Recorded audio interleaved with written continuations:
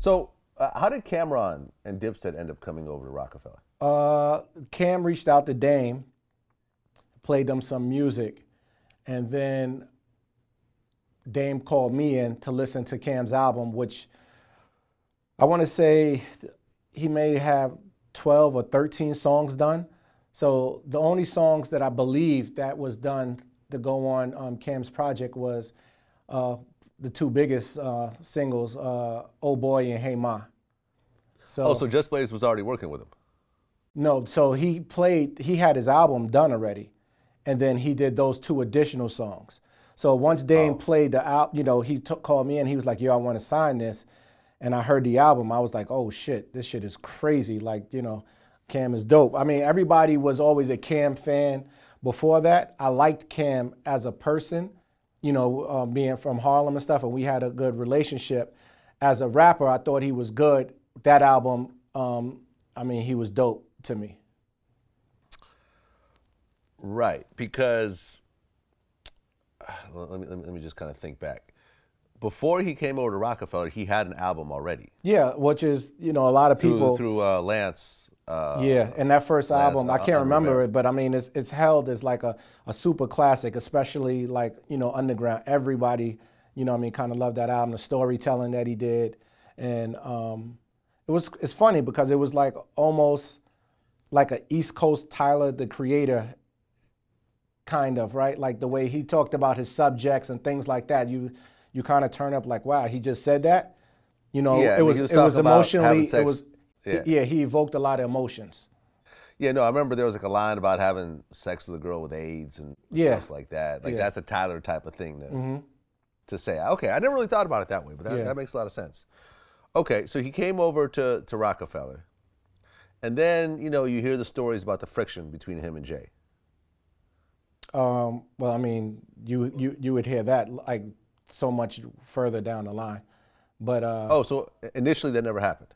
No. There was no initial problems, no. Okay, well, what caused the problems? Well, Cam spoke about it. He said his problem with Jay was that I guess they didn't do a song together or whatever, Right, and I remember I interviewed Petey Crack, and he was saying how there was... I pull the CD out, I'm like, hey, Beans, look, this is joint I did, man, check this shit out. I threw the CD in the deck. And I pressed play, and the same shit. When it got up to Cam'ron part, this nigga Mac stand up and walk over to the CD player, kindly ejected that shit and broke it in half and threw it in the trash. Like, yo, get the shit out of here. I'm like, yo, what the fuck is going on? Beanie Siegel. Yeah, man. Grabbed the CD with Cam'ron on the verse. I don't know why. Broke it in half. Cracked it in half and threw it in the trash. Like, this shit out of here. And just got back to playing the game and smoking. Like, I just walked out. I'm like, yo, I don't know what the fuck is up with these niggas. I don't remember that. Everybody else, more or less, had good relationships. It was definitely competitive. Because now, I mean, so you talked about Cam and the Dipsets. The Dipset came later on after the Cam project, after Cam, going platinum. But at the time, if you want to fast forward, when we got Dipset, we got State Property, and we got, Bleak and Jay, right? So it's like Force and Kanye, right? Kanye is his own movement, even though he's one person. We got all of this going on in Baseline, 2 rooms, and everybody's trying to outdo each other. But at the time, we feel like we got the best in hip hop, which is good for us. I mean, so nobody's really beefing, but they're being competitive.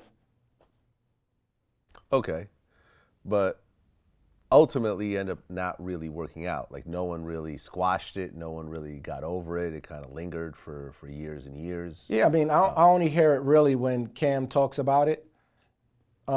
But other than that, I mean, Jay doesn't address it or I don't think he feels any way about it. It's the same thing with Jim. So I forgot where I was. Oh, I was somewhere and I think I was in a gym and I was talking to Jay.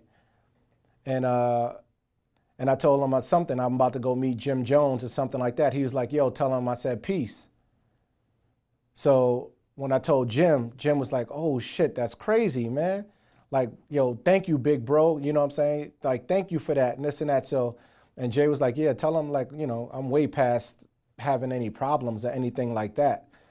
You know, so that was like the beginning of everything kind of subsiding and them, you know, being able to work together like they're doing now in the future. So even when he got the first call to go up there, Jim called me right away. He was like, Biggs, what do you think?